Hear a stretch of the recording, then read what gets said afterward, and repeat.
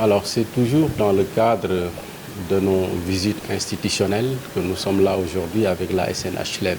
Nous avons rencontré la direction générale et nous avons eu droit à une présentation sur la société SNHLM, ses missions, ses contraintes et ses perspectives. Mais la conclusion que nous pouvons tirer de cette rencontre, c'est que l'objet social qui a prévalu à la création de la SNHLM est aujourd'hui entravé par des obstacles majeurs. La première, c'est que depuis 25 ans, la SNHLM n'a pas reçu un mètre carré de terrain de l'État du Sénégal. Des titres fonciers qui appartiennent à la SNHLM sont aujourd'hui convoités par des privés qui occupent de façon irrégulière ces espaces, les engageant dans des procédures judiciaires interminables. À cela, on peut ajouter des difficultés liées au fait que cette société qui ne reçoit pas de subventions de l'État est obligée de procéder par un mécanisme de péréquation avec l'objectif de pouvoir ensuite y gagner un bénéfice afin d'investir sur le logement social. Ce qui, à mon avis, constitue un obstacle majeur dans son développement de production de produits au bénéfice des populations de classe moyenne.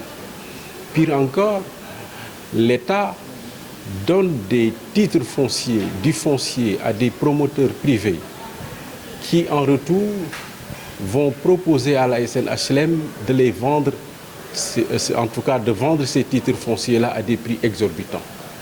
Vous voyez la contradiction. Si aujourd'hui nous voulons résoudre le problème du logement social au Sénégal, je crois que nous devons renforcer ces promoteurs publics que sont la SNHLM et la SICAP pour leur permettre de développer un logement social accessible à la classe moyenne.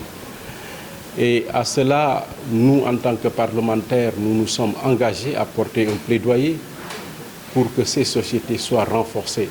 Je crois que c'est l'unique solution aujourd'hui pour régler la question du logement social au Sénégal. Tout d'abord, nous avons été très honorés aujourd'hui de recevoir cette délégation de la représentation nationale, nos chers honorables, avec à leur tête le président de la commission Habitat, Urbanisme, Aménagement du territoire, M. Omar Sy. C'était une visite tout d'abord de courtoisie, mais ça a aussi été l'occasion d'être une visite de travail, car nous avons présenté la SNHLM à nos honorables députés pour qu'ils soient conscients des enjeux, des difficultés, des défis et des perspectives de la société nationale. Ça a été l'occasion aussi de présenter un bilan à mi-parcours, ce que nous avons réalisé, car nous avons réalisé des choses depuis 10 mois que nous sommes à la tête de la SNHLM, les perspectives que nous avons avec la présentation de notre plan stratégique de développement qui a été validé depuis le 30 décembre dernier, mais surtout insister aussi sur les défis auxquels nous sommes confrontés en tant que société nationale avec une mission de service public, mais aussi une mission sociale auprès des Sénégalais les plus vulnérables notamment. Je pense que nos chers honorables ont été très attentifs, très à l'écoute, ont posé aussi des questions pertinentes et nous saluons cette démarche et nous l'encourageons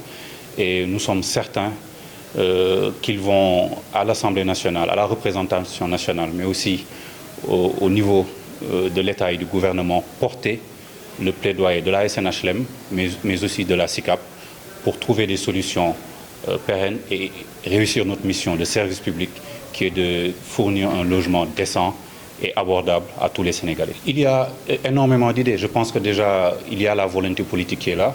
Le président de la République, son Excellence, Bassirou Diomaye Diakhar Faye, a été élu sur un projet. Et je pense que dans le projet, l'ambition pour le logement, notamment pour le logement social, y est tout à fait présente. Donc nous sommes conscients que l'État a cette volonté-là.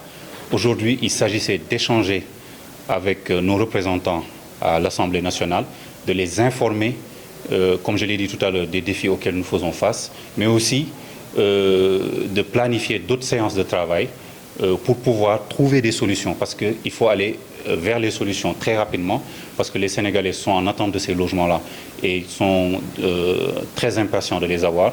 Nous aussi, nous avons des objectifs à court et moyen terme sur les 5 prochaines années qui ont été définis dans notre PSD. Donc, ils sont venus pour nous écouter, mais aussi pour mettre en place des séances de travail dans le futur pour pouvoir trouver des solutions avec tous les acteurs, tous ceux qui interviennent dans l'écosystème. Nous avons eu des idées pertinentes qui ont été développées par les honorables, sur lesquelles nous allons travailler de manière beaucoup plus détaillée dans les semaines à venir.